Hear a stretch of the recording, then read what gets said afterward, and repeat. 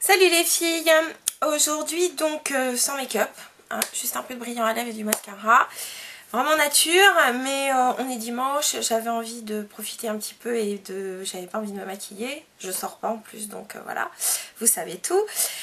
Aujourd'hui je viens donc pour un haul, je l'ai fait plus particulièrement au printemps. Je suis allée donc sur le stand MAC et le stand Bobbi Brown. Je fais aussi un petit tour très rapide chez Galeries Lafayette pour Art Déco. Donc je voulais vous montrer ça. Haul rapide, j'en ai un autre en préparation avec comment dire, des produits que j'ai trouvés chez Sephora, mais je vous ferai ça ensuite. Voilà. Donc pour commencer, chez MAC ils ont sorti donc dans la gamme Prep and Prime, ils ont sorti donc la Natural Radiance base visage, pardon. Celle-ci donc est plus particulièrement adaptée aux peaux mixtes à grasse.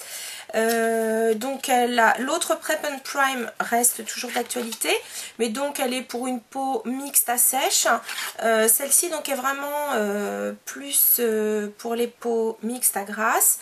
Donc elle a exactement le même principe, donc c'est-à-dire donner donc un teint lumineux qui floute donc légèrement les petits défauts.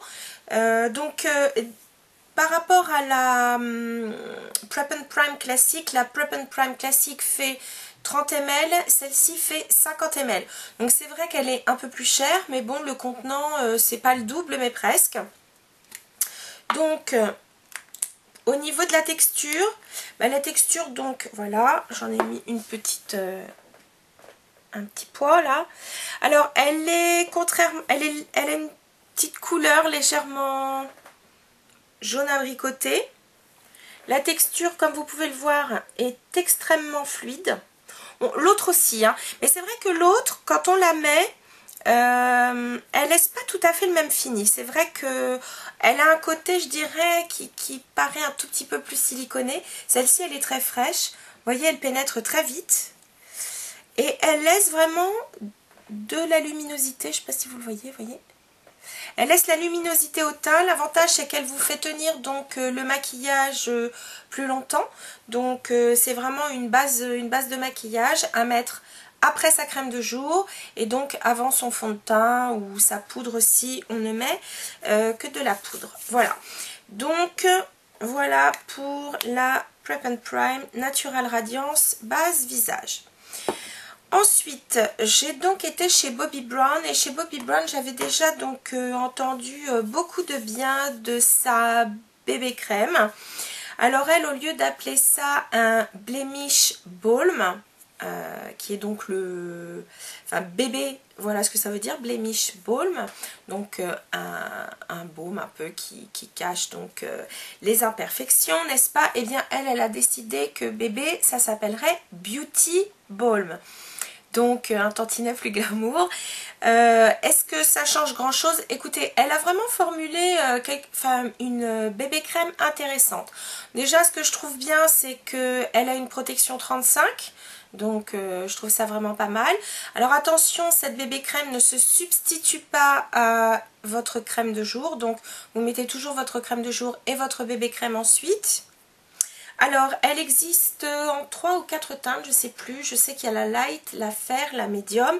Moi, j'ai pris la fair, donc qui est entre les deux.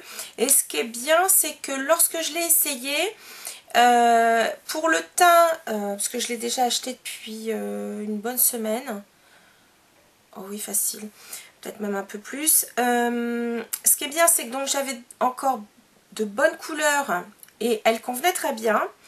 Et je suis allée donc au stand du printemps où officie donc Sophie, et avec elle ce qui est assez pratique, c'est qu'on a la même couleur de carnation à peu près.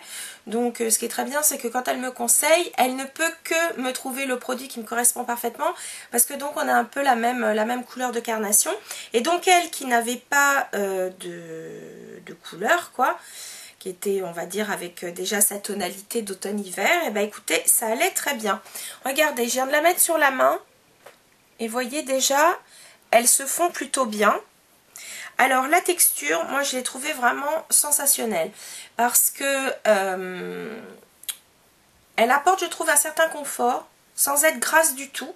Et ça, c'est vraiment appréciable quand on a une peau mixte.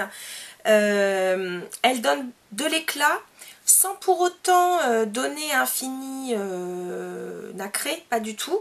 Elle est... vous voyez, regardez, je sais pas si... D'abord, je trouve que ça se fond parfaitement. Et voilà, ça donne vraiment une belle luminosité au teint. Elle est vraiment superbe. Je suis très contente. Alors, je vous en parlerai un petit peu plus à l'usage, puisque bon, bah là, je ne l'ai pas beaucoup utilisé. Donc, je vous en parlerai un peu plus quand je l'aurai utilisé sur un plus long laps de temps. Mais en tout cas, pour l'instant, elle me convient bien.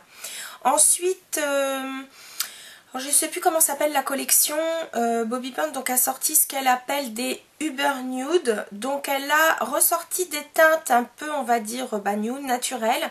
Elle a ressorti ces teintes, mais un petit peu au goût du jour. Et donc j'en ai profité pour prendre un très joli fard à joues qui s'appelle Nude Pink. C'est le numéro 29.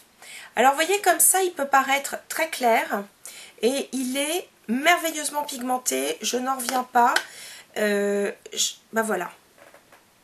Regardez, je trouve que pour du... Regardez ça. Alors, je l'ai mis donc, comme en ce moment, je ne porte à la limite qu'un petit peu de terre de soleil pour unifier le teint et du blush. C'est ce que j'ai mis en blush. Ça donne un teint très frais et en même temps, il a une super pigmentation. Il tient longtemps, donc je trouve que vraiment le rapport qualité-prix est très intéressant. Donc voilà. Et puis ensuite, toujours dans la collection Uber Nude, je crois donc ça s'appelle, j'ai pris le Uber Beige numéro 32. C'est un Rich Lip Color. Donc ce sont des rouges à lèvres assez hydratants. Donc là, moi j'ai décidé de prendre un nude mais beige. Alors il existe en Uber Nude justement. Il y a Uber Pink et puis un autre. Mais ce que j'ai trouvé bien dans celui-là, c'est que c'est un beige mais qui a une très très légère pointe de rose.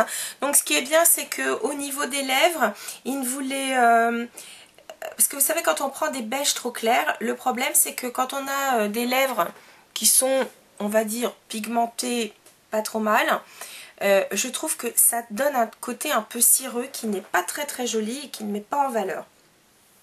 Donc du coup, maintenant quand je prends des nudes, parce que j'adore ces couleurs-là, il faut vraiment que je les prenne, non pas avec une touche de beige jaune, mais vraiment quand même avec une petite pointe de rosé. Et celui-là est vraiment parfait. Et pareil, au niveau de la tenue, il a vraiment une bonne tenue, une bonne hydratation, donc des produits très confortables. Donc voilà, c'était pour mon haul Bobbi Brown. Et puis si je vais quand même pas oublier, je suis passée donc prendre dans la nouvelle collection qui est sortie chez Art Deco, je suis passée prendre un blush. Donc celui-ci est beaucoup plus bois de rose que celui que je vous ai montré, l'autre est bleu, celui-ci est bois de rose, mais il sera parfait donc pour la saison. Voilà ce qu'il donne. Donc ça c'est le premier, c'est Bobbi Brown. Celui-ci donc c'est le numéro 36 de chez Art Deco. Pareil, leurs textures sont vraiment très agréables, très soyeuses, très confortables. Et en même temps donc une très très bonne tenue. Alors c'est vrai qu'Art Deco est moins cher que Bobbi Brown. Donc voilà, pour si vous avez des choix à faire au niveau de votre porte-monnaie, eh bien Art Deco c'est vraiment, je trouve, une marque de maquillage très intéressante à des prix qui sont tout à fait compétitifs. Voilà les filles, j'espère que ça vous a plu. Je vous dis à très bientôt en tout cas. Salut!